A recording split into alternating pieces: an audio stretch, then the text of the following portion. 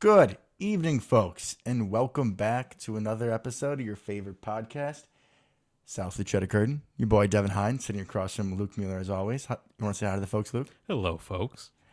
So, the Packers did play this past weekend. Some of them. Some of them.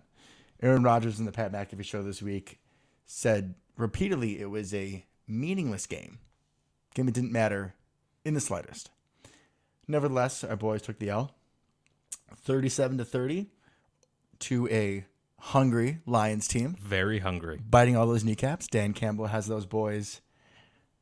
They're doing all that they can with the little talent that they have. They are definitely trying very hard, which is interesting, just kind of comparing them to other terrible teams in the NFL, and who do you feel better about? Them or like the Giants, who just completely folded to end the season? Oh, I have respect for the Lions. Right. The Giants, if people missed it, on a 3rd and 9 from their own 5-yard line in the second quarter, did a quarterback dive out of the goal line formation. Yeah, just so they didn't mess up. The best part about that story is people forget they did that on second down too. That's why it was 3rd and 9. On 2nd and 10, they did a quarterback dive as well. Even if you just give it to the fullback on that play, I still have more respect for you. The fact that it's quarterback dive, like you gave the Madden controller to your younger brother, and like, what are you doing? Like, you do have running backs on the roster. I double checked. I mean, they had people they could have handed the ball to, not have Jake Fromm. Oh God, get I 6 inches. Jake Fromm has to play for them now. Yep. Anyways, we're getting a little off track. It's fine. We're trying to expand our horizons of the show. Bye week. It's the Bye bye week. week. Isn't that nice to have? Oh, it is. It's great. It feels great. It really does. What a blessing. All right, so there are some things that we can take a value from this game against the Lions. Correct. Obviously, we have to look at this game kind of through the prism of understanding that not all parts of it are really indicative of how our team is playing or capable of playing at the moment. We sat a couple people, right? Aaron Jones sat. Devondre Campbell sat. The center of the defense, and it definitely showed that he was missing. 100% did. But I think that was a smart decision to kind of let those guys that kind of been dealing with maybe some nagging injuries just take a little extra time. I mean, we know what they can do. We don't need to put them out there necessarily. Oh, it was definitely the right call. I completely agree. Completely. So, things that we did find of value. Let's start up front.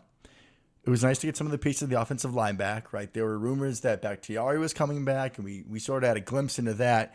But we've been joking for months about Josh Myers. Like, is he dead? We haven't heard anything. And then all of a sudden, he's back and he's playing. And we were discussing before the show that I don't think I really appreciated the behemoth and the presence of Josh Myers until I saw him again against the Lions. There was a halfback dive just right up the middle. And we were banging on the goal line. Josh Myers just takes this guy off the screen, and Dylan follows suit. I mean, talk about a couple of mountains coming at you. Mm-hmm. Josh Myers, and then behind him, A.J. Dillon. Like, look out. Which is awesome to see, because actually this morning I was watching something on the NFL Network, and they're talking about Creed Humphrey, right, the center for the Chiefs, who's taken one pick before, one pick after Josh Myers. I remember that they went hand in hand, right? So, and they showed him making similar plays, just completely destroying nose tackles because he's such a big, strong dude. Josh Myers is very similar in that respect. We picked him because he fits our scheme, our run scheme, a little bit better. A little bit smaller of a human, but still way bigger than Lucas Patrick. Way stronger. Rodgers said he is by far the biggest center he has ever had. Because like Corey Linsley, right? Beast of a man, strength-wise, but not that big. Nimble, yeah. Correct. He was pretty athletic, very strong for his size. Josh Myers is just huge. I mean, we talk about playoffs. You talk about playoffs in Lambeau, especially because, as we know, playoffs going through Lambeau. Talk about the power running game. Mm-hmm. Talk about up the gut. Josh Myers leading the way. Whew. It's going to be a sight to behold. It's going to be a long day for those nose tackles. It's going to be a long day, and I love it. But yeah, I mean, we talked about some of the stuff last week, right? We talked about when to see these guys out there, even if for just a little bit of time, get that cohesion back on the front line. Like Josh Myers and David Bakhtiari never played together. Mm-hmm. Things like that. And it's kind of the reason at least Bakhtiari got pulled was kind of conditioning, because he got pulled before the rest of the starters did. Not a lot, but think he got pulled like halfway through the second quarter. The rest of them played till halftime. But getting up to game speed is such an important part here when you're going to be walking out against possibly some premier pass rushers, defensive lines. I mean, we're in the playoffs. None of these teams suck. No, the NFC I think, is stacked from top to bottom. Like all 7 teams are dangerous. Yeah, you don't want to play any of them. We're definitely on the harder side of the bracket this year. Yeah, I couldn't agree more. So a couple other things, though, I think we should mention. Positive on offense, Aaron Rodgers looked fantastic. Yeah, him and Devontae were carving him up just like they do every week. I mean, he looked great. Really, really sharp. And he came in, played a great half, walked away. It's exactly what I wanted to see. Really, the offense as a whole looked pretty solid through the first half. We had a lull here or there, but they did what they needed to do, I think. We scored quickly, didn't do much, and then kind of scored again. Would have been nice to, just put up 28 points in the first half or something like that. However, I'll take it. We look sharp. We look like we are ready for prime time. All without Aaron Jones. So I think that's an important part to play here. Without Aaron Jones, without Cobb, right? Just getting the piece of the offensive line back. It was another great game for Allen Lazard. He was featured heavy on that first drive. Ended up with 5 catches for 75 yards and 2 touchdowns. And again, it's just past few weeks, he's really solidified himself as the number 2, as much as that pains me to say with my boy MVS. We all thought it was going to be MVS coming into the season. Now, granted, he did get a little banged up, so he left early. But Lazard, I think, definitely, as the Lizard King, he took his throne as the number 2 receiver. Oh, God. Which I was looking on Instagram, and everybody calls him Lizard King. Like, it's not just us. It's not just, I kind of thought it was us. Yeah, honestly, like that was last just a year. stupid thing that we did. No, it's a stupid thing everyone does. And if you guys ever see when, like, after the touchdown this week, after one of his both touchdowns, they go up and they throw the crown on him, like Lizard King. They're literally crowning him. Great to see it. I absolutely love it. And it's so interesting because some of the routes, we've talked about this before, but are almost tight end routes, right? On his second touchdown, that was completely a tight end route. That was Big Bob. Yep. That was the Big Bob replacement. You do RIP. Play action to the right. You have the tight end on that side, leak out and go back across. And then it's almost like a across the body throw for the quarterback. Thankfully, we have one of the best quarterbacks of all time. So Aaron makes it not a problem. But like we said last week, right? Using Lazard's frame like he's a tight end because he is as good a blocker as most tight ends. Quite possibly better than Big Bob. He's not a great. You said it. Not a great blocker. I didn't say it. You said it. And I'm not going to argue that. So yeah, great to see him getting involved again. He has become a true weapon. And I know Rodgers has talked about kind of the trust and seeing that next step that he's taken, and just to have another weapon out there, huge for us because Devontae's going to get his and also going to get his attention.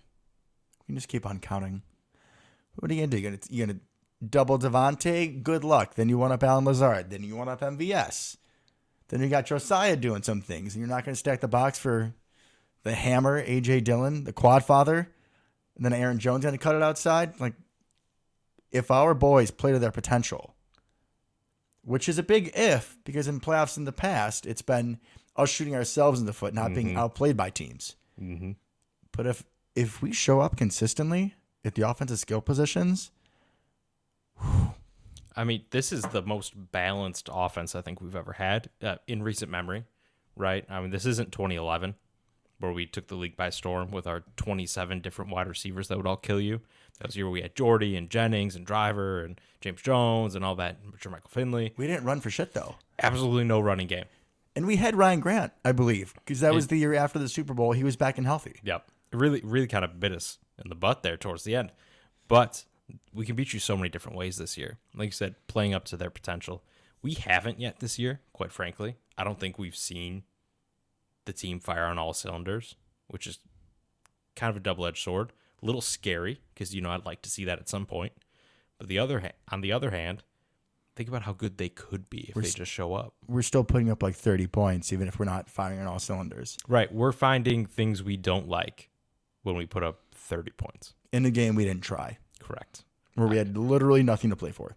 Now, I do want to bring up, and I'm shocked you haven't more so far. I mean, just in passing, but I don't think anybody that listens to this podcast knows where we're going.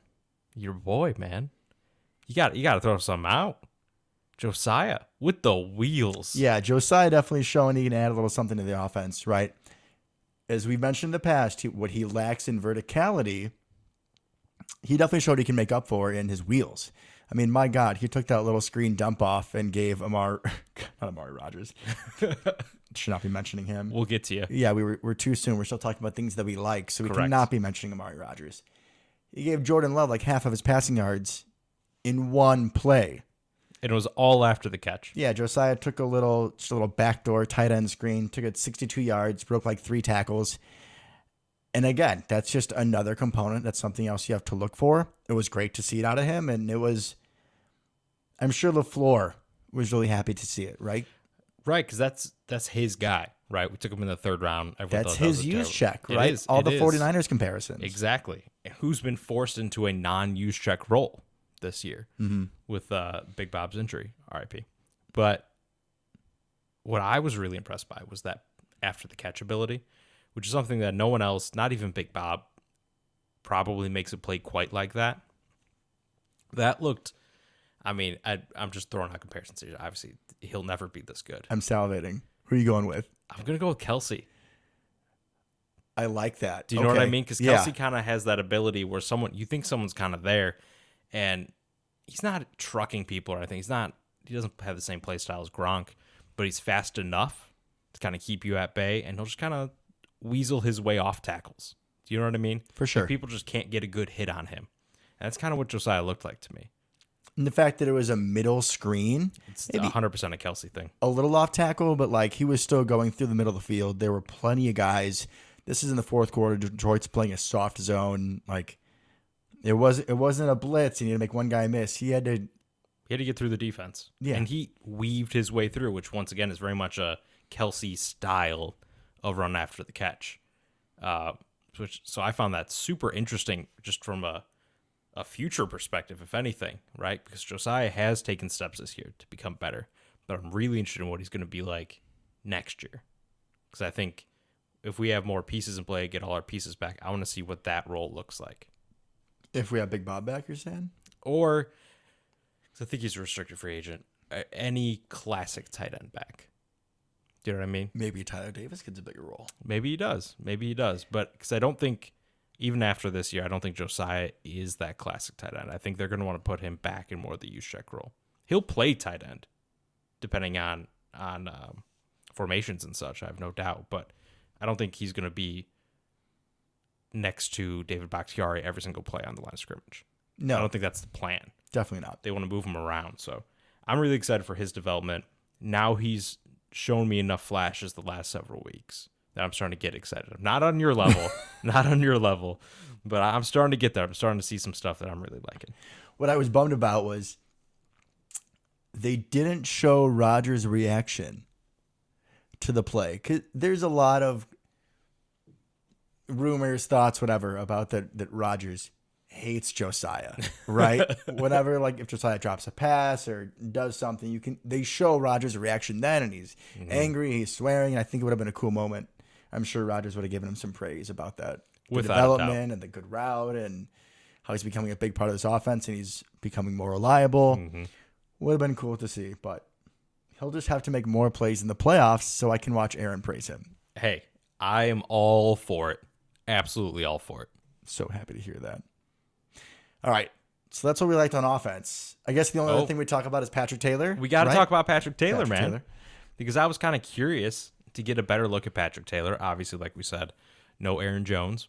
So that means it's just A.J. Dillon. And we didn't have another running back. RB4, now RB3. Correct. So we didn't have another one suited up. So it's just going to be those two. I was curious how they were going to handle that. Which meant you saw A.J. Dillon playing later into the game than other people of kind of his caliber on the team, which is fine. But Patrick Taylor looked good, man. I mean, he was physical, I think. I mean, he's not A.J. Dillon, but he chucked somebody in the game. He looked good. When he's gotten the snaps in the regular season, a lot more trucking ability than what I saw in the preseason. He just felt slow and weak to me, but I agree. Not A.J. Dillon, but The boy can truck stick. He's a hard guy to bring down. And he doesn't have crazy speed. He doesn't have that acceleration of Aaron Jones. But we're talking about he's realistically RB4. I feel really good about that. When he comes into the game, I'm not like, oh God. He's not wasted snaps. Correct. He's not going to just get you 1 yard fall down, which is kind of what it felt like in the preseason. He's not Dexter Williams. He's not Deshaun Wynn. He's not there. He's not RB2 or 3 for every team we've had for the last decade. Correct. Vomit. Except for Jonathan Franklin. Shout out Jonathan Franklin. Dude, he was that dude. I'm still not over that, man. That Bengals game, man. I was betting one of our other friends, Vishesh, that he was gonna be better than Eddie Lacy. I thought the same. And at least for one game he was. He was so good. For the entire sample size, he was definitely better. Because he didn't get to do anything any other game. It was just that one. And then he broke his neck or something a week later, and that was that. Correct. It was something devastating. Yeah, it was. So it was a short flash of brilliance, but we love you, Jonathan Franklin. We always will. We'll always have Cincinnati. I think we lost that game too. You pretty sure we did? I think so. Okay, now to the bad. Now to the bad. What didn't you like? Oh. But should we mention, before we go to the bad, that Dominic Daphne had a 26-yard play? We absolutely. That's what I was going to bring up. Because I loved texting you that during the game, by the way.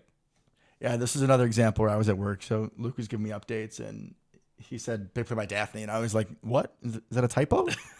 I think that text is the epitome of this game not mattering, of this game not meaning anything. That Dominic Daphne had a 26-yard scamper, right? It was on a play-action rollout. Love hit him, and he just kept going. Yeah, most of that was after the catch. Definitely. I mean, he didn't look like Josiah out there, but he got some yards. It's hard with Josiah. It's not easy. Dominic Daphne had one target. Mm-hmm. He had one opportunity, and he caught it, and had a nice play. That's all you can ask, right? That's all you can ask for. You would expect when the ball is thrown your way to catch the ball, not to either drop it or put it in the hands of the Lions. Oh, Thank you, Mr. Amari Rogers. So if you guys missed it, so Mr. Jordan Love did throw 2 interceptions on the last 2 drives of the game. We will get to his performance. The first one definitely deserves an asterisk. That was not his fault. He threw an in-breaking route to Amari Rogers, put the ball right in the breadbasket, and Amari dropped it and it went right to the hands of a Lions defender. You can't do that. I mean, we've talked about all of his issues in the punt return game, and he continues to be a non-factor when he's on the field in the offense. If we needed any more proof that he should not be active for any postseason game, barring an injury to massive injuries to the receiving core or an injury to David Moore, I don't want to see him because he actively makes his team worse. He really does, and it's really unfortunate because this comes on the back of him having his best punt return of the season. He had a 25-yard punt return he looked good on. Caught the ball, step 1. Ran with the ball, step 2. It was phenomenal. He could have turned the corner. He But could have flipped the script. He could open a new chapter. This could have been the game where man, Amari looked pretty good. He could be something. We're not asking for a lot. Just please don't suck. But he kind of sucked, right? Like you said, he made the team worse. And not even that poor display on offense, because that is detrimental. But something that I don't even know if you picked up on this since you didn't get to watch the whole thing. On the final drive, right, after the Lions get that field goal to go up 7, on our final drive, they kick the ball into the end zone on the kickoff. Okay. What do you do there, right? You don't want to waste time, right? You just take you do whatever. Did he have a Ty Montgomery situation as well? We had a Ty Montgomery situation. He didn't fumble, but he still took it out at an appropriate time. He took it out and took it to the 18. So that wasted, I think it was 7 seconds, something like that. To take the ball to the 18. You just catch that ball, take a knee, let it bounce in the end zone, whatever. Just don't touch it. There's no reason to. Don't take it out. You have not shown anything to make that decision. If that's Devin Hester back there, yeah, you're telling him to take the ball out. I don't care where the ball's kicked. Return it. If it's rookie Micah Hyde, easy peasy. Easy peasy. Take it. But not you. Not you, Amari Rogers. No, definitely not you. So really boneheaded play there. And to your point, that just proves to me that we cannot put him on the field in any capacity in the playoffs. Because mistakes like that, even mistakes that aren't as big as gift wrapping it an interception to the defense, everything counts. Every inch counts. You can't be giving up yards and time like that in crucial situations. We think about why we've lost in the playoffs in recent years, and we don't have to go down that PTSD road, but so many of these games are us beating ourselves, right? I think you have to give respect if a better team just beats you, right? Mm-hmm. And there are times in the regular season where that has happened, and you can appreciate that and respect that. It still hurts, but it's different when you beat yourself. Correct. And Amari Rodgers, if he's on the field, it's a guarantee. He will put us at a disadvantage and put us in a position to lose. Yeah, and it sucks to say about a rookie that coming into this season we both had such high hopes for. We thought that Randall Cobb would maybe lessen his role, but improve the quality of reps he took, right? Because that's his guy. That's a older brother figure. That's someone he can look up to. Someone who's very sound in every aspect we're talking about Amari being bad at. You had a perfect mentor. Literally, Exactly. This guy's been like a mentor your entire life, and then he You played the same position. You're like the same size. comes back to the team that you're drafted to, where he's Storybook. best friends with the quarterback. Like it's gift wrapped for you, Amari, and it's disappointing to say the least. Oh, without a doubt. Without a doubt. And it's just hard, because we're being pretty hard on him, and we have every reason to. But like I said, it's disappointing. I'm not mad. I'm disappointed in Amari Rodgers this season. Guilt trip. I'm really hoping that he has a strong offseason. I don't want to see him the rest of the season unless we're up by 30 points in a playoff game. Nope. 50, maybe. maybe 50. Maybe 50, and I'll be okay seeing Maybe that number 50. 8 trot in the field. That's fair. Yeah, David Moore, please come back. Yeah, he needs to be active instead of him. Yeah, no. I'm sorry. David Moore, needs to be active instead of Amari Rodgers. That is clear as day to me. Speaking of Packer receivers, that did not help Jordan Love. Juwan Winfrey. Yeah, that was a rough fumble. Yeah, so what was it? Early third quarter, right? The Lions sent, it might have been Engage 8. I mean, they sent the kitchen sink right at Jordan Love, which in the Chiefs game, Jordan was not good at picking up the blitz, at identifying it, and getting the ball out quickly. So he throws out to his hot read, right, which is Winfrey in the flat. Winfrey catches it. Lions defender comes up, makes the tackle, knocks it out, changes the game. Another example of a receiver not helping Jordan Love. Which was really frustrating because I like Juwan Winfrey. I like everything he brings to the table, especially even on that play, right? The guy kind of made the tackle. I mean, Juwan broke the tackle. It was one of those kind of across the body. Juwan kind of juke stops, right? Mm-hmm. And that's what I like about him. I like that ability that he has. I think he's much more of a fluid athlete than MVS is, for instance. MVS, speed demon, but you put him one-on-one out there with the corner that's a couple yards away, he probably isn't going to make somebody miss in the phone booth, is what I'm saying. Not as agile. I agree. Right. So, but Juwan has that body type and that ability to make those kind of plays. I just really want to see him take advantage of his opportunities because he didn't, was the Chiefs game, right, as well. I think he had a big role in, and he kind of disappointed there as well. I remember him first seeing him with quality snaps in Arizona, and I thought he played well with the opportunities he was given. So I don't want to really be slamming Juwan Winfrey. I agree. I like his skill set. Mm-hmm. I feel like he has a higher upside than putting Malik Taylor out there, or of course Amari Rodgers. Like, he's useful. He's not a wasted body out there. I just wanted to make sure that we are giving the full picture on Jordan Love's performance.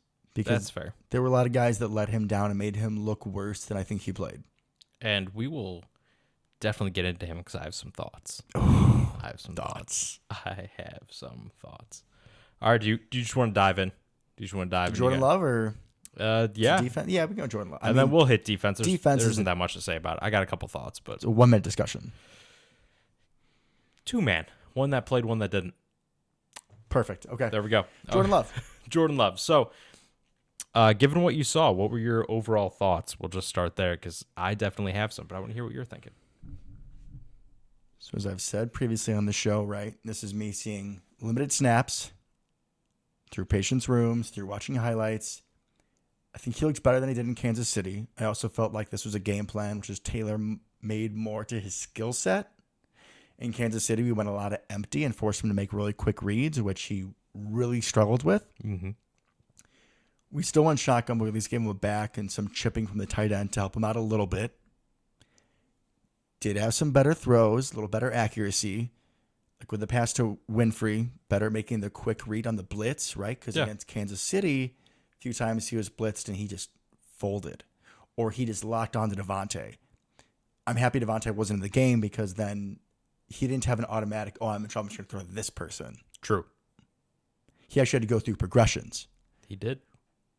So there was some positives in that aspect. He's still missing some throws. He should have had a touchdown to Tyler Davis, and he throws it high, and Davis barely gets his hands on it, but I'm not going to blame Davis for that.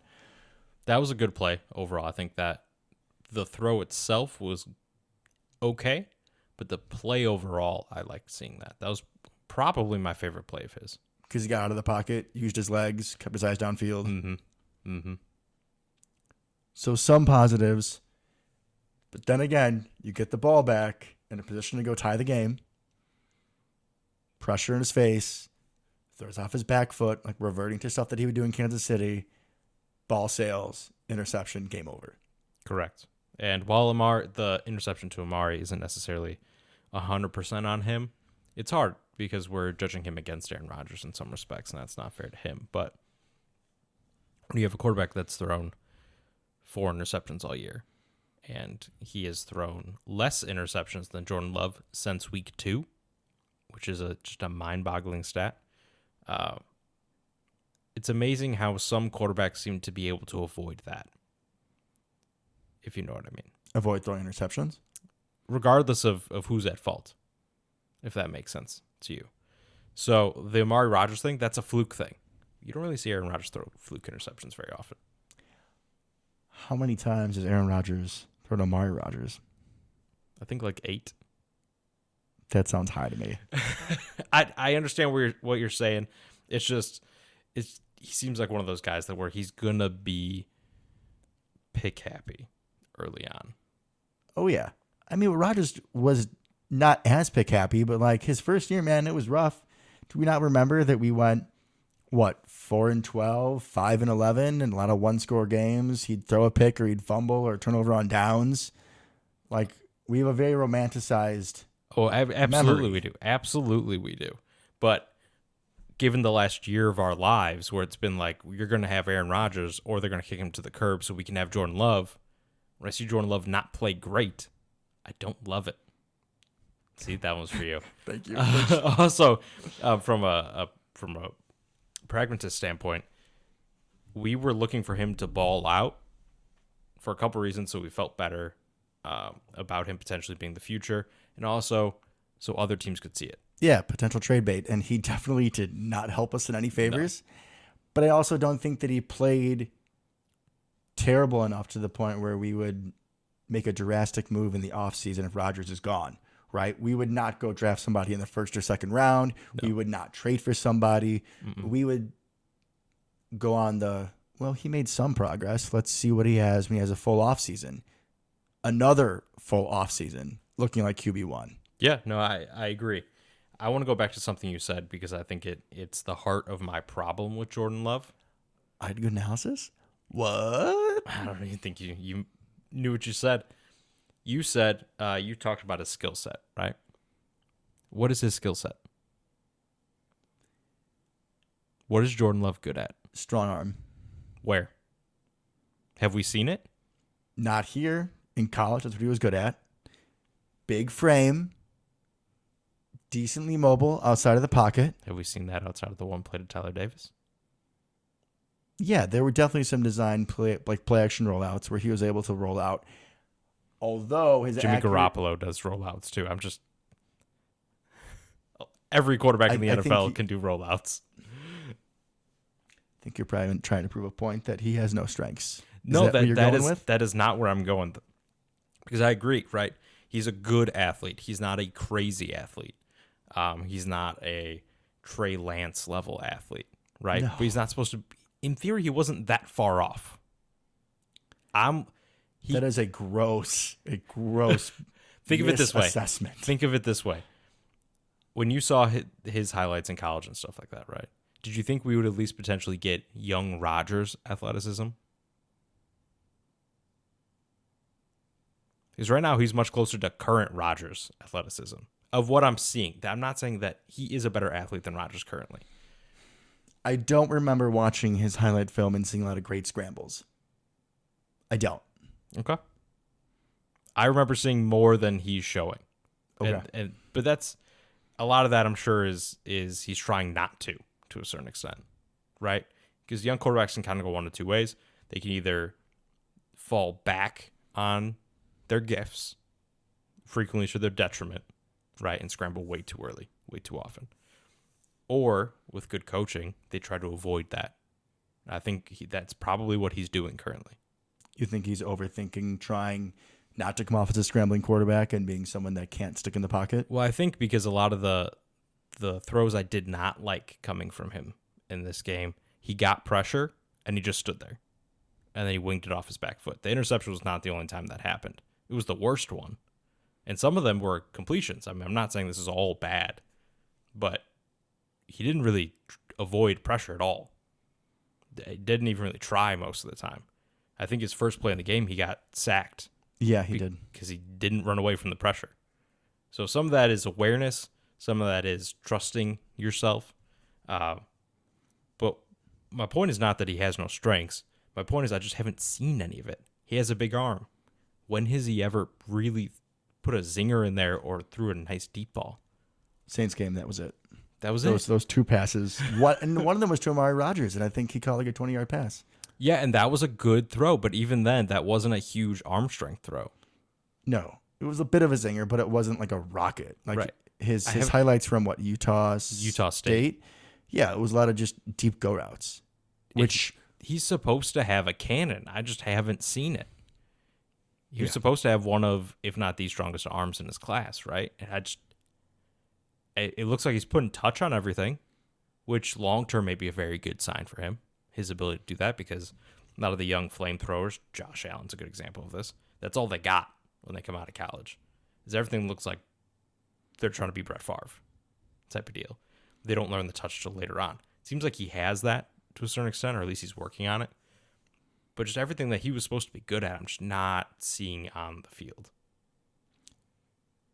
And again, we're not able to see like the full plays, right? Because they only really show where the ball is thrown.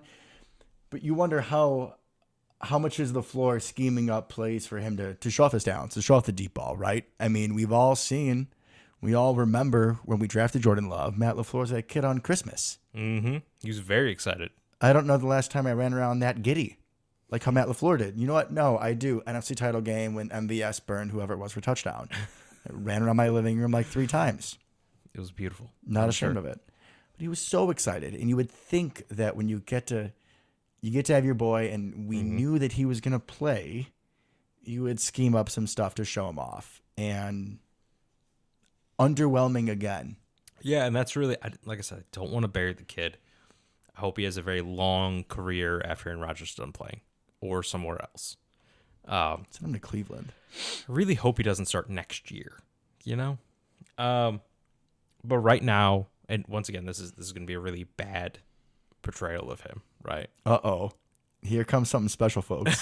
I feel so bad saying this. You know, does he look better than Brett Hundley did? Is he Deshaun Kaiser 2.0?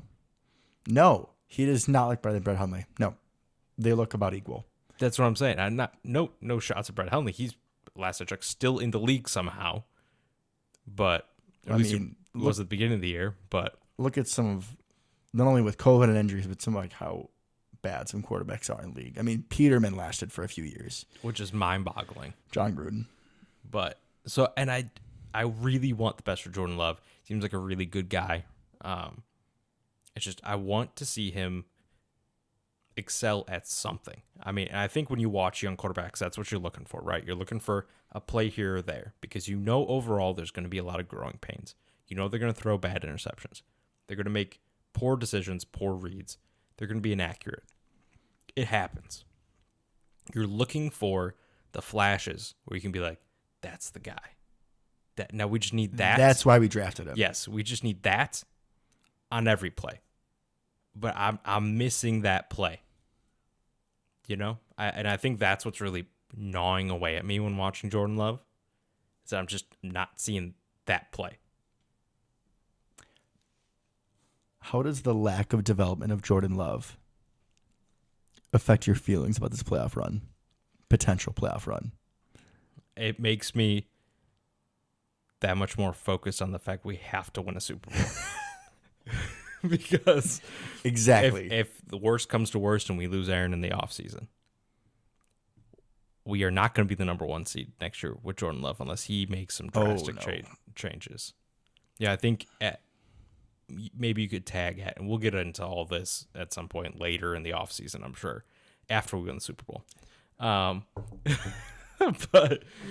you tag Devontae, you cut one of the Smiths, you bring back as much as you can. Like, we probably make the playoffs, right? Assuming Jordan Love takes a step and we rely heavily on the run game. I think we need multiple steps. Probably. Well, we could just turn into the Browns, I suppose. That would be the game plan. That might be a fair comparison. But my biggest problem... They both throw off their back foot a lot. They do, but when watching Baker Mayfield, even rookie year, it doesn't matter. Like, there are plays where you're like, well, that was a good ball. There are glimpses. There's a lot of bad, right? And they're probably going to move on from Baker this is offseason or the next year or whatever. But there are glimpses of him being that guy. And I haven't seen it from Jordan Love, and that's what bothers me. I haven't seen him. Even that EQ, the bad throw to EQ was a perfect example. He makes that one throw, and I feel much better about him. But not only did he just overthrow the guy, the ball was in completely the wrong spot on the field. Oh, it was awful. Yeah, I mean, he threw it like the one place without underthrowing it. If you're going to overthrow it, he threw it in the one spot that was going to make it the hardest catch. You throw that across the field anywhere. He had from the left hash to the right sideline. Anywhere in there, you let EQ kind of try to run under it. He makes that throw, I feel a lot better about him. But I haven't seen him make that throw. Ever. At this point. Outside of the end of the Saints game, you're right. He had a couple nice throws, but... Which is garbage time. They're in prevent. Big asterisks. Right. So now through a game and a half of actual football. Right? Because the Lions were trying to win this game the whole time. Very obvious. A game and a half. I haven't seen any glimpse, really, that he's got it. Wherever that is. So that is my... I'll get down off my little pedestal here. That is my usually my I'm the ranter, but I appreciate that, man. That's one of the first times you've really let loose. It really bothers me because I want him to be good. I do too. I think all Packer Nation listening to this does. Yes. Man, the Lions punter looked better than him at quarterback. I guess that's 3 people on defense we can talk about then. Are we done beating the love horse? Yeah. We'll move to defense. So on a fake punt by the Lions, good old Tipa. He needs to get his awareness rating boosted in Madden because he was all over that fake punt. Was in perfect coverage. Kevin King should watch Tipa cover. Broke up the pass, prevented the 4th down conversion.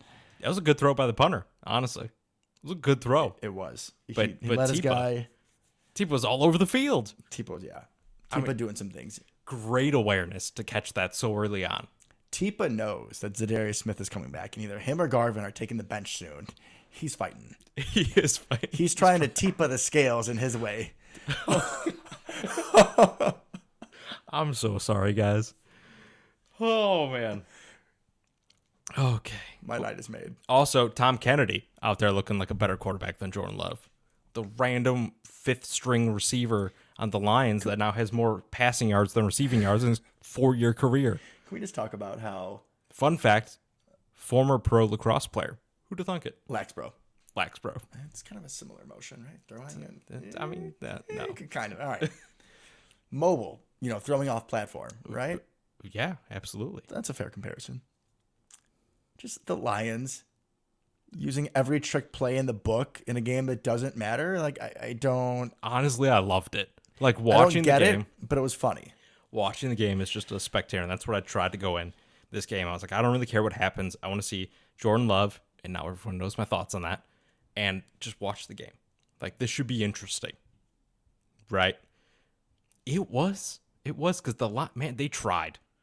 They did everything possible. And they succeeded. They did, which maybe might be a good thing, actually, because you burned us on every trick play imaginable. Now, hopefully going into the playoffs, we're going to be able... Like we've said this so many times before. Have it happen now so that in practice all week, we're practicing reverses and making sure we're not over pursuing. Correct. So it doesn't happen in the playoffs. Exactly. Bite us now, week 18. So if we can look back on this when we blow up a reverse in the playoffs, we can be like, thank you, Lions. Thank you. Thank you, Lions. Appreciate that. That loss was worth it. But yeah, they did everything possible, man. I mean, it was fun. It was fun to watch. Everything worked besides the fake punt. And like I said, even that was a great throw. Yeah, our guys definitely were guilty of over pursuit. I mean, one of the guys you were going to talk about, I'll jump on it early. The absence of Devondre Campbell was so evident from this game. He is the communicator. He's the point guard out there. On a lot of these crossing routes, he's the one who makes sure that the guys switch over properly. A lot of the routes to Amon St. Brown were crossing routes. Also, with the absence of Campbell, you had Oren Burks in there. And I don't think Campbell would have done a whole lot better trying to cover Amon or St. Brown in man-to-man coverage. No. But Oren Burks, ooh, I don't miss seeing you that much. Nope. Not in net role. There's been times where he's been put in like outside linebacker and has had okay pass rushes. You know, a couple times early on this season. Yeah. Kind of just doing spot duty. But I do not miss seeing him in pass coverage, which is the only reason we drafted him in the, second or third round? I think it was the third round, yeah. He was supposed to be like a pass coverage linebacker specialist. Yeah, I don't know what happened there. I don't know either, but he's still on the team. We say this every year about Oren Burks. Yeah, he's one of these guys that somehow stays on the team for 10 years. Correct. Even though he does nothing. Correct. He's not even a great special teams player, which is the only reason I can assume Ty Summers is still on the team. Your favorite, Ty Summers. He didn't do anything atrocious out there, so that's a positive. I don't think he played, did he? I don't remember seeing him. He kind of sticks out. Fair enough. So anything else on defense? So Tipa, we talked about Tipa. Talked about the absence of Campbell, and then it's... I'll say it. Rockford's own was the defensive MVP of the game. He was the only person on actual defense because Tipa's play was on the fake punt, special teams. Dean Lowry was the only person who actually tried on defense, I think, the entire game. Yeah, we were talking about it before we came on, and as a whole, the team had 1 sack and 3 tackles for loss. Dean Lowry had 1 sack and 2 tackles for loss. It's his 5th sack of the season, which is a new record for him. Like a new personal record. He looks good, man. I mean, he looks so strong out there. He has 1 move, but it's effective. It almost makes me want to go and watch his film from before. Was he trying to like spin people? That's kind of what I've read, is that he would attempt like some finesse moves type of thing. No, bro. You got that strength rating. But apparently he didn't know. How do you not know? Dude, you're Rockford's own. You're Rockford's own. How do you not know? Go just straight through people. Throw people back on the quarterback, man. That's what he did. And then I saw a highlight film of him doing that this year from a couple different games. And man, that dude's a beast. Because he's doing this to guards and centers who are very strong, the strongest offensive linemen. And he's just going straight through them, just putting one hand, in their chest and just pushing them backwards. It's wild. He's an asset in the rotation. He is. Never thought I would say that. I know. I've been fighting for you, Dean. I've been fighting for you. Zadarius, if Kiki ever gets back from his unknown illness that is not COVID, he also might be dead. I mean, he's kind of in the Josh Myers camp until this week. I forgot he was even on the team, honestly. I haven't heard about that guy in a while. Kingsley, I hope you're okay if you listen to the show. Because you also show promise and are productive. Absolutely. He's a good pass rushing defense tackle. I would love to see you back. Good sir. I mean, that's pretty much it on defense, right? I feel like, I think we mentioned earlier in the show that on the Pat McAfee show, Rodgers was very no holds bars, saying that this game was meaningless. And it just kind of felt that way from the defensive performance. Yeah. I couldn't really tell play calling if things were more vanilla, but it just didn't seem like we had our juice. So besides trying to do, glass half full where we practice reverses and not over pursuing for the playoffs. Mm-hmm. I'm not really going to take too much away from the defensive performance. I'm not worried that we gave up 30-something points to the Lions. No. And like we said, that those 37 points required every trick play imaginable. And also a couple of their young players just played well, right? DeAndre Swift is going to be a problem.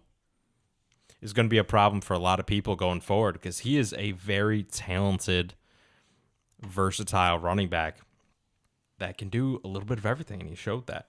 I mean, Jamal Williams got more carries, but DeAndre Swift has that juice. You saw that at points through the season. If you watch Lions games, he's going to be dangerous going forward. That's a hard player to kind of wrap your arms around. And then Mon-Ra has come out the second half of the season just on fire. I mean, we talked about it last week, and he did not disappoint. He did not. He is definitely the better of the two St. Brown brothers, without a doubt. It's not even close. Not even close. Which is kind of a bummer because I love me some EQ. But he's good. He's a stud, man. I mean, and what's really disheartening is our favorite boy, Amari Rodgers. We picked a round before they picked him on. We took Amari Rodgers in the third round. We were very excited about that pick, right? We loved that. We thought that was a great pick, exactly what we needed. Amon-Ra goes in the fourth. Can you imagine if we had taken Amon-Ra? And I don't like doing this normally because there's always a million factors and situation matters a lot, and we would not be using Amon-Ra like they are. But clearly he is very talented and very football smart because I don't know if you saw this, but they lined him up at Wildcat. You don't put wide receivers in Wildcat. That's a running back thing. If you're that skilled, you do. Which I just love that they try to get him involved any way possible, and he really showed off his diverse skill set, and he's going to be a building block for them going forward. DeAndre Swift, Hawkinson, Amon-Ra, they have somebody at every skill position now they can kind of build around. Yeah, a lot more pieces in place that I've had in a while. I just went back and pulled up to see all the other receivers taken after Amari Rodgers to see how much I could complain about that poorness of a pick. Mm-hmm. Schwartz for the Browns caught a touchdown against us. He's done a little something. He's something. Jalen Darton, who we might see in the playoffs for the Buccaneers. Okay. Bit of a speedster out of North Texas. He was drafted after Mr. Amari Rodgers. Just, seeing other guys who could have had instead. But nobody else, none of these other names have really done much. Marquez Stevenson for the Bills as a returner. Yeah. Yeah, not much there, except for Amon-Ra, right? Yeah. I would much rather have Amon-Ra over Amari, but that's not without really a doubt. He was someone that I was interested in during the draft. He's one of those guys who doesn't seem to be great or exceptional at anything. He's not a speedster. He's not super big and strong. Good route technician. But he's good enough at everything else to really just be an important piece and make plays on the field everywhere you put him. So, like James Jones? James Jones wasn't great at anything, but he was consistent in money. He wasn't as versatile as Amon-Ra is. We weren't running Wildcat. we were running. That would have been amazing with the hoodie back there. Dude, with his hoodie powers, he could have done anything that year. But we weren't doing like these little jet sweep and even reverse handoffs to him and stuff like that. Those weren't around back then, bro. Those Fair weren't enough. around in the age of the hoodie. Fair enough. We didn't have the the Dan Campbell next level thinking that the Lions do. You're right. Also, just for a second, we need to talk about that Dan Campbell has never called plays on any level ever until the last 5 games of the season. And their offense has gotten a lot better, and all their wins have come since he's done that. I mean, he played tight end, right? He's never called a play. So He's just like, bro, I got this. OC sucks. Let's just do it. he's having more success. I think he should continue play calling into next year. He absolutely should. As much as that might hurt our team, good for him. Yeah, absolutely. I was kind of curious what his thing was going to be when he got there, besides just biting kneecaps. He Yeah, said I know you're kneecaps. going there. You're no going there. But really, what was his thing going to kind of be? He's not a play caller. He's not one of these offenses. He's not Matt LaFleur or Kyle Shanahan. He's a player's coach, He's right? a player's coach, and he's a hard-nosed guy, so you're bringing him in for culture and leadership and all that. It's right? Detroit. It's blue collar. Bring your lunch pail and go to work, damn it.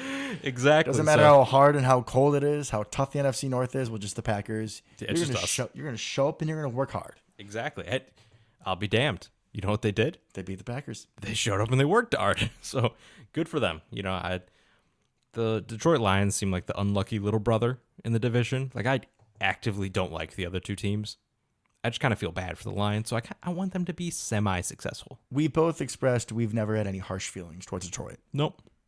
Got close before the Richard Rodgers Hail Mary game, but we all know how that ended. So Exactly. hard feelings were avoided. Exactly. Speaking of hard feelings, on to the playoff bracket we go. Onto the playoff bracket we go. Since we don't have any guaranteed upcoming opponent, we kind of have to briefly touch on all of them. So we had most of this playoff picture set up last week, right? But the rest of the playoff picture has become Come into clear. focus. Yes. Ooh, come to focus. I like that. So we won't have to deal with the Saints again, thankfully. The last team to punch their ticket, but they're the number 6 seed, is the 49ers. So Eagles are the 7th seed. Mm-hmm. So if they somehow go into Tampa and beat the, as you would say, Tampa Bay Gronkaneers, we would play them. We would. If they lose, then our next most likely opponent would be San Francisco if they beat Dallas. And the other game is Arizona going into LA. Out of these 3 games, Yeah. who do you think is most likely to pull the upset? Well, I think logically you'd say Cardinals and Rams because that's a closer game. But I'm going to say 49ers. I think they're hot. I think they have come on, really figured some stuff out at the right time. If Jimmy G's thumb and hand situation doesn't get any worse, but they're also going to a dome, so it's not going to matter. Which, oh, by the way, Luke and I were both wrong. We were like, is Jimmy Garoppolo even going to play in the playoffs? And he was back next week. So last week. Our So bad. That was our bad. We're not perfect, folks. Our apologies. So I think that's the one that's most likely, and then we'd play them unless the Eagles win. That would be hilarious if the Eagles and 49ers won. So yeah, it's just down to 4 teams, right? Those are our 4. Eagles, 49ers, Cardinals, Rams. We're going to play one of those 4 teams. So I say 49ers most likely to get the upset.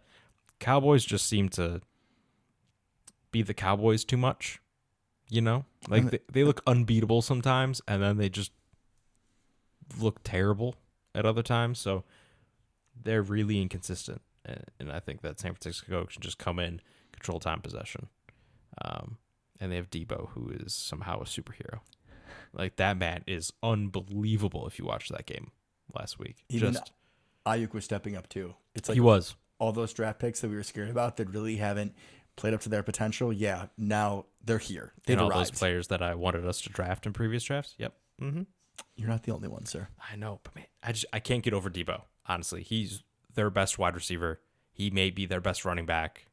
What he's doing, I know Eli Mitchell's great. I was going to say he might be their best player as a whole, and I love my George Kittle, and Nick Bosa's a dude, but Debo is the one conducting this train. It's insane. Like, you don't see usage like his, like he had in this last game. And I haven't watched every 49ers game, so I don't know if they exactly how they deploy him all the time, but you don't see people coming out of the game huffing and puffing for a play, run right back in, get the ball. Next play, get the ball, run back out because they're about to die. Like, he's like that guy in high school that plays every single position because he's the best at literally everything. Jesse Bobbitt talking to you. He's that guy, right? Yep. He's going to play, Debo's probably their best, he could probably play that backer safety role, He's probably their best safety. Yeah, he's the nickel safety. When you bring it 3 on the field, he's that guy. I apologize, Jimmy Ward, go Huskies. But had to put it in. Had to. He's so good at everything. And then he threw a touchdown. Just icing on top. Something else to look for. Right? Correct. Like, just, he's so good. And what's so frustrating is I really like that kind of player, right? That versatility. It's like we drafted a guy to do that. Exactly. Like his name is Amari Rodgers. I'm sorry, continue. Well, that's the frustrating part, right? So, like, young Randall Cobb, when we always put him in the backfield and nothing happened.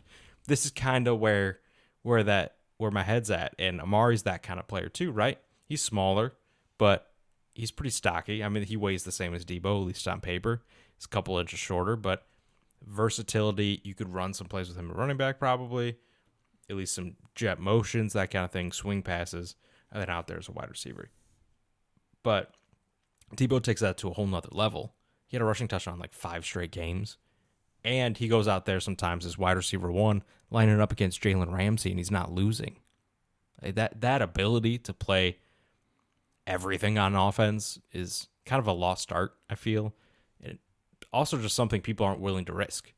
How many teams are going to put their wide receiver 1 at running back?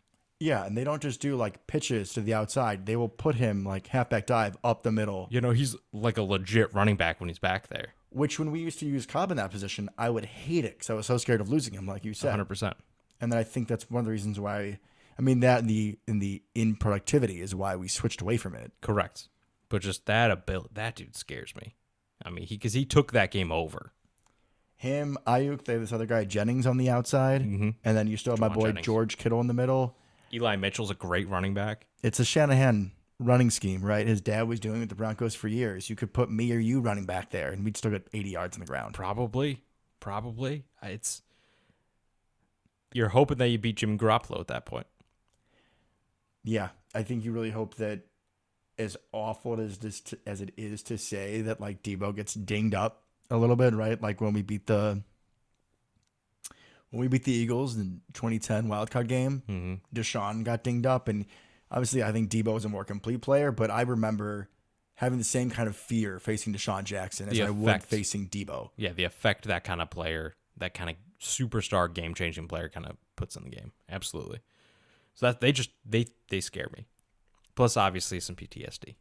But it's a much different team. But yeah, I understand what you're saying. Both us and them. I mean, Eli Mitchell's not going to run for 200 yards on us. Yeah, what is Raheem Mostert doing these days? Is he hurt? Yeah, he can't come hurt us. I think he got hurt like right off the bat. So that's the team that scares me. That's who I think could pull the upset. How about you? I completely agree. I think that the most likely upset is San Fran at Dallas. I agree with what you said about Debo Samuel and their offensive weapons. Nick Bosa also has over 15 sacks this season. He's a dude, so we'll be thankful if we see them. We have Bakhtiari back. I also think that they do move Debo around a lot, but it seems like they like to have him in the slot. I think that when Jair returns, there's a good chance that he'll be in the slot. I would have a lot more faith in that than Sully. Yeah, I think that Sully has had a underperforming few weeks. Yeah, and that has made the decision more obvious to me that that's where you put Jair back in. You leave Rasul God and you leave Stokes on the outside, and then you put Mr. Jair in the slot. So to get back to your question, I have a lot of respect for the 49ers, but also I watched Dallas play at home against Arizona. I want to say week 16. Arizona without DeAndre Hopkins. Dallas just doesn't look right. Dak has been having a slump, and it was obvious for me when I watched him play.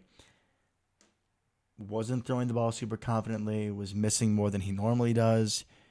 They are married to Zeke's paycheck. That's out. That's exactly what I was going to bring up.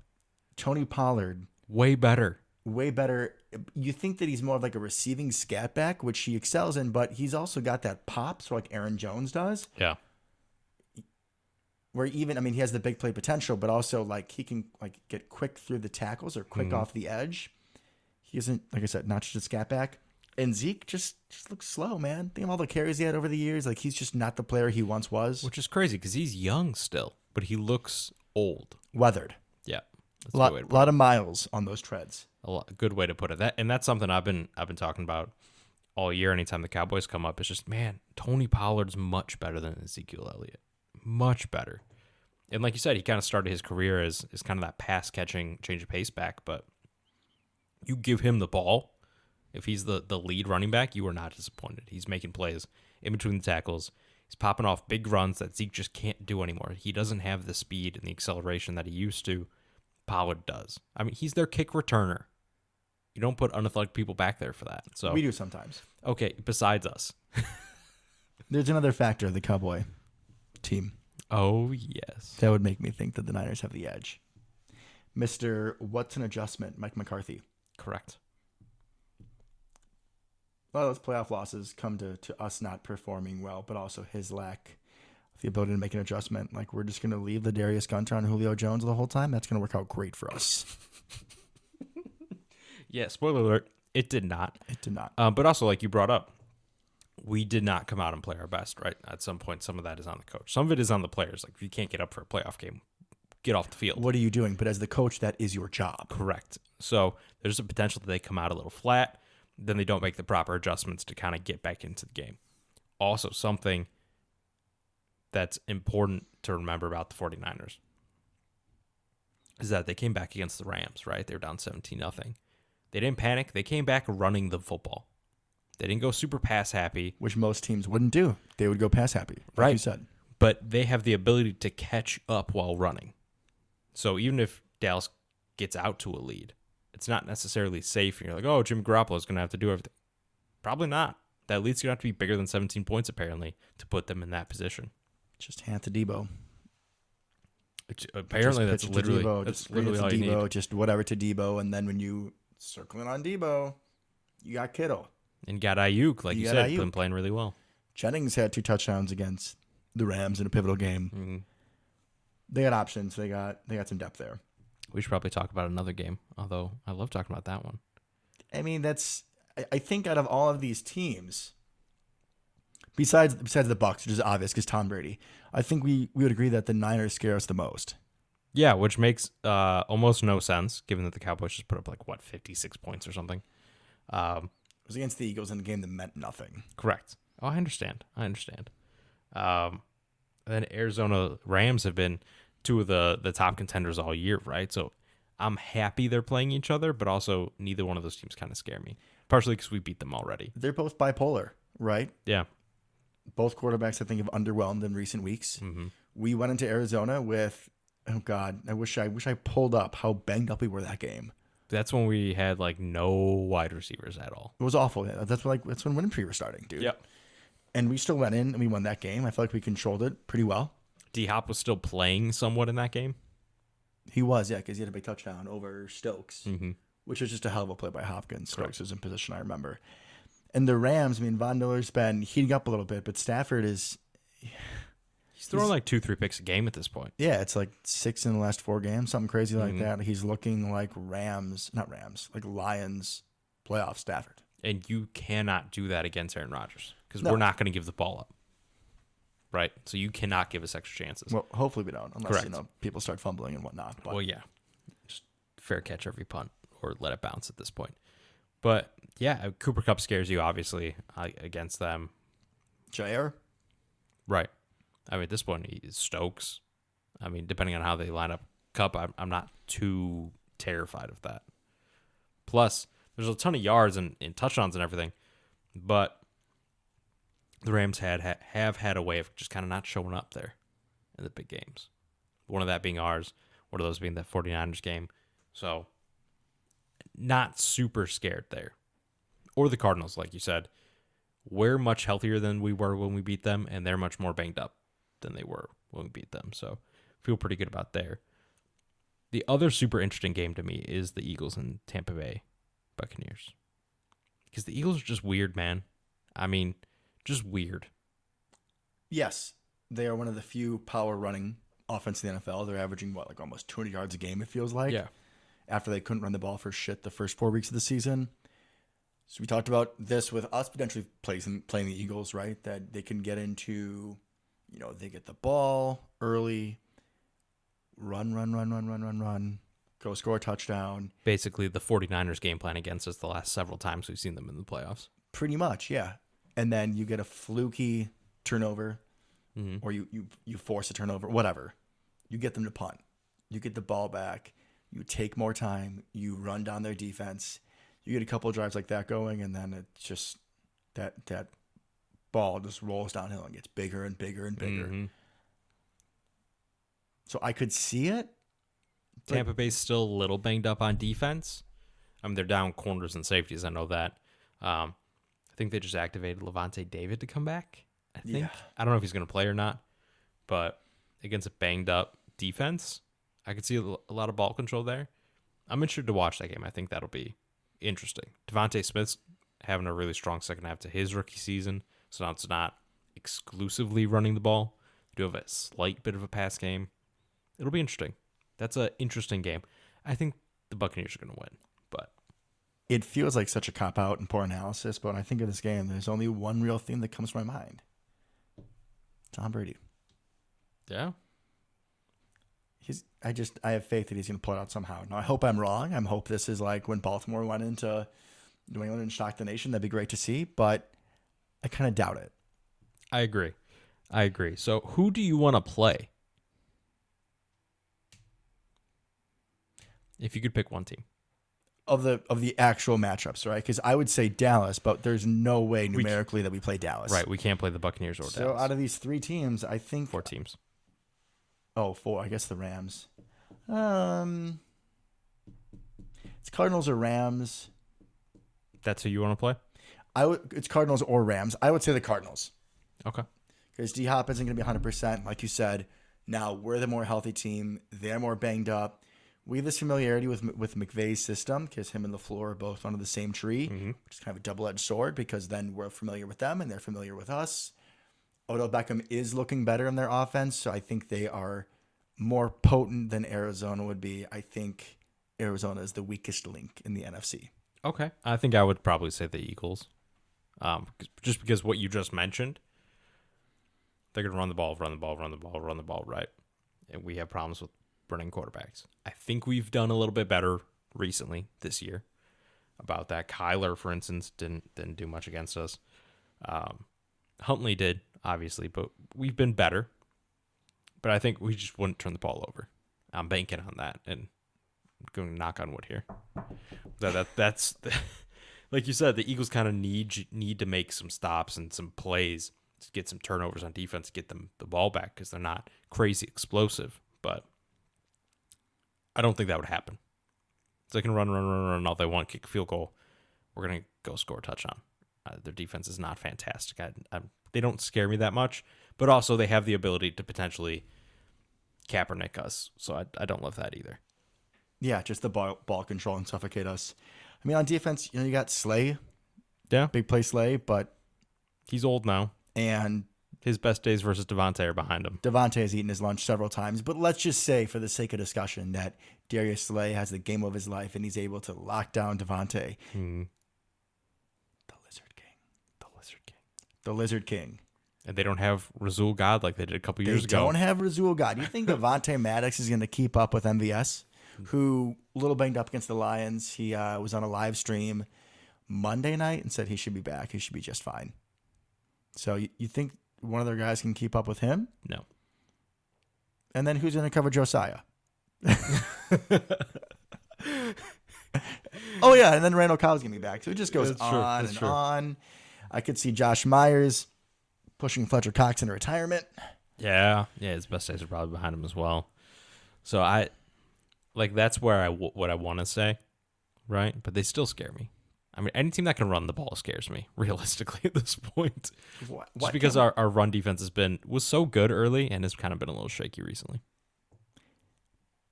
I think that's fair. I was going to say, why can't we have the AFC bracket?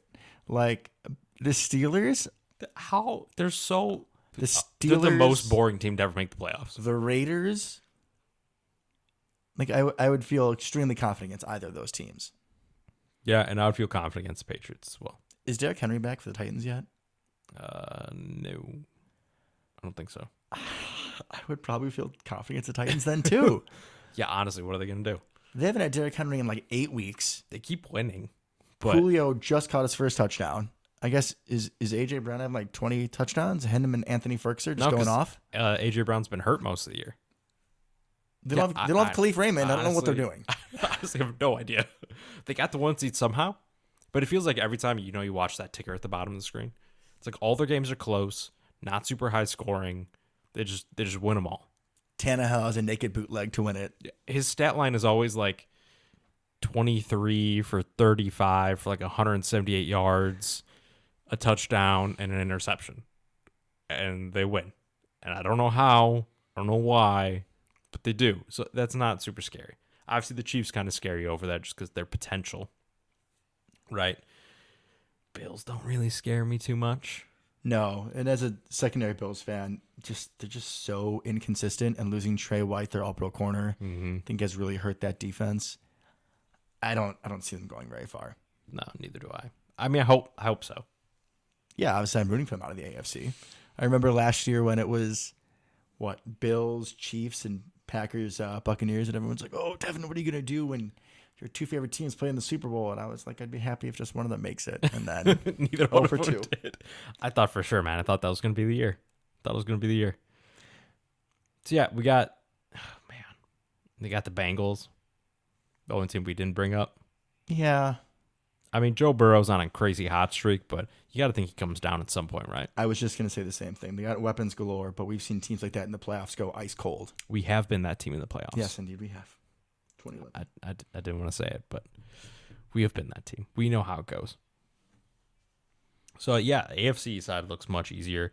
I think the key here with all those teams is they're not nearly as well-balanced or well-rounded. They all kind of fall into, they do one thing. Except the Raiders. I don't really know what they do great. They got a good running game.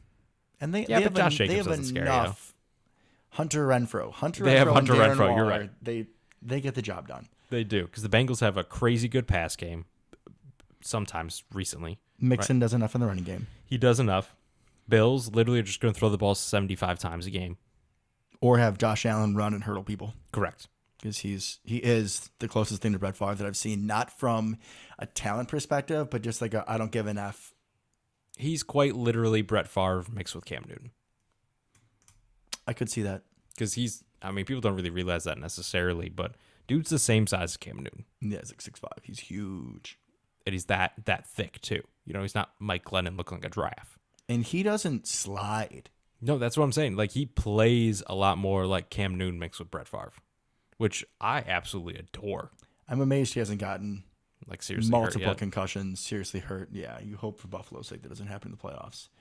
Well, I mean, then you get to see Mitch God.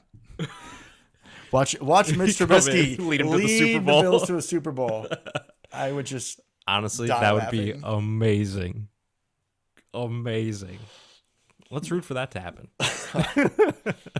All right. We're not wishing any ill will upon you, Josh Allen, but it would be funny to watch the Bills go. We'll see you in the Super Bowl, Mitch. We make it all the way to the Super Bowl and lose to Mitch Trubisky. That would be so bad. But we wouldn't have an episode for months, guys. Just letting you know that we'd go silent. We'd go silent. All right, so I think we covered our potential opponents pretty well there. Pretty well.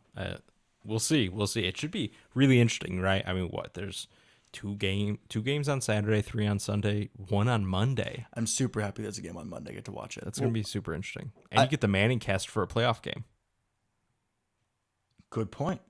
Yeah. Good point. And there is, I guess the Bills game is Saturday night, so I should hopefully be off work for that, which will be good to see. Because, I mean, that's the game I most want to watch is Patriots at Bills. And then you have to give me all the information about, Cowboys, Niners, and how absolutely. the Eagles look versus Tampa and whatnot. I'm really looking forward to this. This is gonna be interesting. It's gonna be interesting. It's a stacked field. Yeah, it's gonna be fun to watch. Only on our side, but yes, I don't remember a time where it was this good top to bottom. It was this deep. No one feels. I think we feel like the front runner, but like any one of these 6 teams could go all the way. Yeah, the Eagles really are the only one that you see that probably can't. You don't think right now they can, right? They'd be the NFC dark side. horse. Right, but you could see the 49ers, given the streak they're on, make it, similarly to how they made it last time. Obviously, the Cowboys, Buccaneers, Rams, Cardinals, those have all been favorites the whole year to potentially make a deep run, go into the Super Bowl. So I'm really looking forward to it, especially this week. Just relax, right? Because we can't lose. We can't. That's a We very can't good way of lose. looking at it. I think that might be the episode title there. We can't lose. We can't lose. I like that.